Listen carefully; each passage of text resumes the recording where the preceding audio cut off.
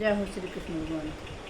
संस्कृत के गुण श्लोकों का अर्थ कई बार सब लोगों की समझ में नहीं आता, इसीलिए मैंने हिंदी में भगवत गीता जी का पाठ आपको सुनाया है ताकि आप सबकी समझ में आ जाए।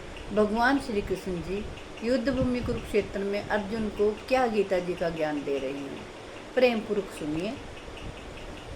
16वें अध्याय के 20वें श्लोक में भगवान श्री कृष्ण जी कहते हैं, हे अर्जुन, ये मूढ़ मुझको ना प्राप्त होकर जन्म जन्म में आसुर योनि को प्राप्त होते हैं, फिर उससे भी अति नीच गति को प्राप्त होते हैं, अर्थात घोर नरकों में पड़ते हैं।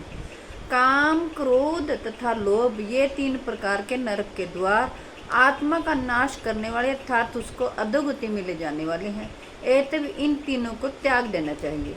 भगवान श्री कृष्ण जी कह रहे हैं, हे अर्जुन, इन तीनों नरक के द्वारों से मुक्त पुरुष अपने कल्याण का आचरण करता है, इससे वह परम गति को जाता है अर्थात मुझको प्राप्त हो जाता है।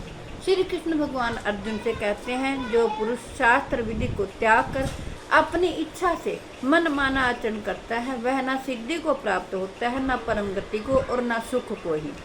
इससे तेरे लिए इस कर्तव्य और अकर्तव्य की व्यवस्था में शास्त्र ही प्रमाण है।